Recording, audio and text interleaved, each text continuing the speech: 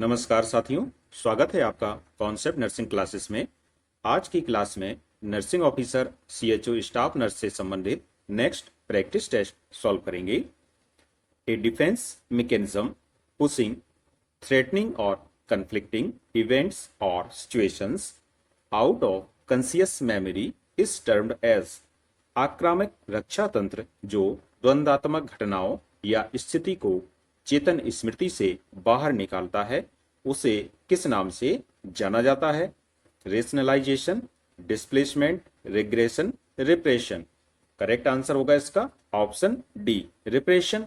एक ऐसी defence mechanism होती है जिसमें कि कोई भी व्यक्ति उसके साथ जो भी कन्फ्लिक्टिंग सिचुएशंस हैं उनको अपनी मेमोरी से बाहर निकालने का काम करता है। तो इसको हिंदी में बोलते हैं दमन करना। Repression is a defense mechanism where unpleasant, threatening or anxiety-provoking thoughts, memories or feelings are unconsciously pushed out of conscious awareness. It is the most basic and commonly used defense mechanism to protect the mind from psychological harm.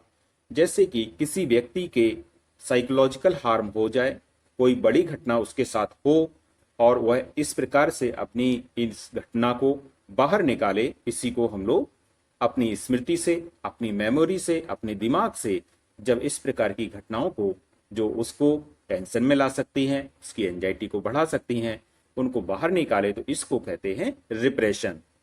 Next question, which statement is not true in measures to overcome bad body odour? शरीर की दुर्गंध को नियंत्रित करने के उपायों में से कौन सा कथन सत्य नहीं है? To keep our body clean, to take daily clean bath, to use deodorants, to avoid bath during menstruation. Correct answer होगा option D, to avoid bath during menstruation. माहवारी के समय स्नान से बचना ये शरीर की दुर्गंध दूर करने का उपाय नहीं होता है। नेक्स्ट क्वेश्चन की ओर चलते हैं। Which one is the most common cause of ophthalmia neonatorum? Ophthalmia neonatorum का सबसे मुख्य कारण कौन सा है? Chlamydia trachomatis, candida albicans, streptococcus, staphylococcus. Correct answer is option A, chlamydia trachomatis. Ophthalmia neonatorum is a form of conjunctivitis occurring in newborn, usually within the first month of life. The most common cause is Chlamydia trachomatis, transmitted from the mother to the baby during vaginal delivery. Next question की ओर चलेंगे। fill in the blank है, is protrusion of an organ, tissue or structure through the walls of the cavity in which it is normally contained। वह स्थिति जिसमें कोई अंग, ऊतक या संरचना उस गुहा की दीवारों से बाहर निकल आती है जिसमें वह सामान्यतः स्थित होता है। Hernia, fistula, lump, none of the above. तो इसका जो करेक्ट आंसर होगा ऑप्शन ए सही हो जाएगा। इसको बोलते हैं हर्निया। जब शरीर का कोई अंग अपनी कैविटी से बाहर आकर के दिखने लगता है तो इसको हर्निया कहते हैं। A hernia occurs when an organ or tissue pushes through a weak spot or opening in the muscle or tissue that holds it in place. Common types include inguinal hernia, umbilical hernia and hiatal hernia। तो देखिए क्या होता है hernia. जैसे कि हम लोग जानते हैं हमारे जो एब्डोमिनल अंग हैं उनको चारों ओर से कवर करने वाली एक झिल्ली होती है, एक मेम्ब्रेन होती है, जिसको क्या बोला जाता है? Peritoneal membrane. तो इसको इस प्रकार से समझें, जैसे मान लीजिए लीवर भी इसी में है, इसी में स्टमक भी है, आंतें भी इसी में है, सभी प्रकार से। तो इनकी जो कवरिंग है वो एक मेम्ब्रेन की है जिसको हम लोग बोलते हैं पेरिटोनियल झिल्ली। मीन्स समझ सकते हैं कि एक जाली होती है जो हमारे अंगों को ढकने का काम करती है। जब ये जाली कमजोर हो जाती है तो नीचे के जो टिश्यूज होते हैं ये बाहर की ओर निकल आते हैं, इसी को हम लोग हर्निया बोलते हैं। और कुछ मुख्य प्रकार के हर्निया होते हैं जैसे कि इंग्यूनल हर्निया हो गया, अम्बिलिकल हर्निया हो गया और हाइटल हर्निया होता है। Next question, collection of air into abdominal cavity is called पेट की गुहा में वायु का इकट्ठा होना क्या कहलाता है? Pneumothorax, pneumoperitoneum, ascites, none.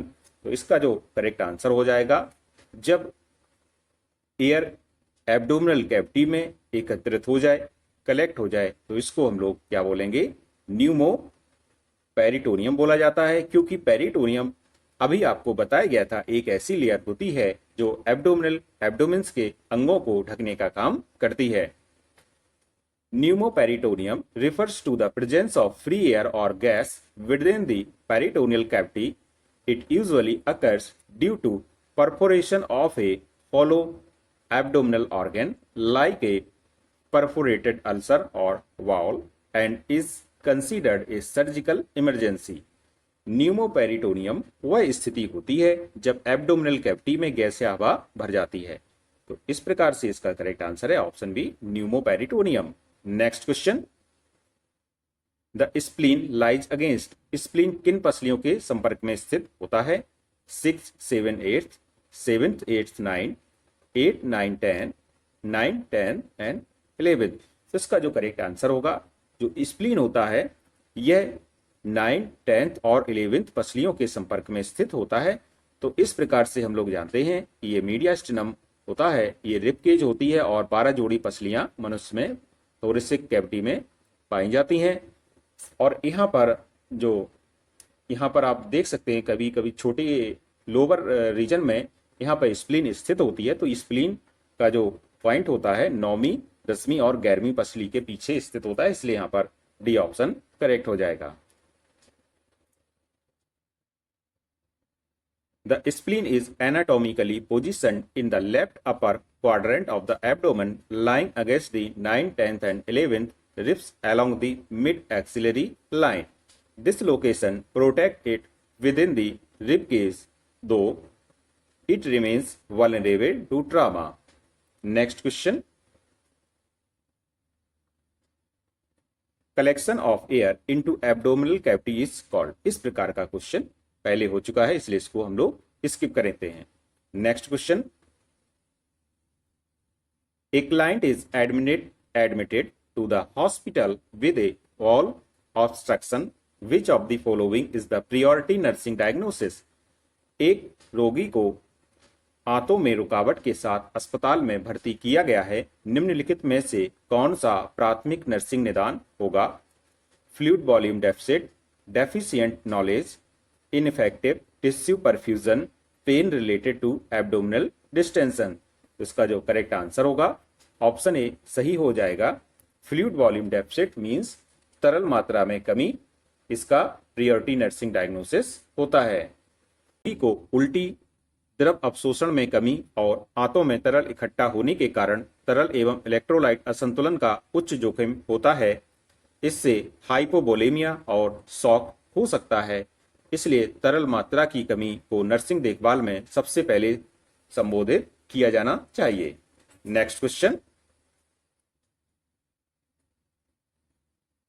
One of the side effects of antibiotics which may cause malabsorption syndrome is.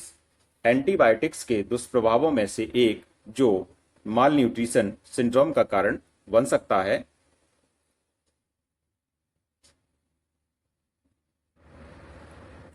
One of the side effects of antibiotics which may cause malabsorption syndrome is antibiotics के दुष्प्रभावों में से एक जो mail absorption syndrome का कारण बन सकता है वह है changing the normal intake of fluid, changing the normal food intake, changing the normal flora of intestine and changing the normal structure of intestine. तो correct answer is option C, changing the normal flora of intestine. आंतों के जो भी flora होता है आंतों में normally, उसका क्या होता है वो चेंज हो जाता है। कारण क्या हुआ इसका? एंटीबायोटिक्स का साइड इफेक्ट। तो इसलिए एंटीबायोटिक्स को भी बड़ा सोच समझ करके यूज करना चाहिए।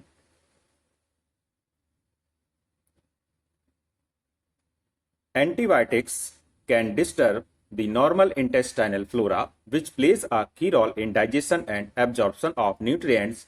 Disruption of this flora can lead to malabsorption syndrome, diarrhea and overgrowth of harmful organisms like Clostridium difficile.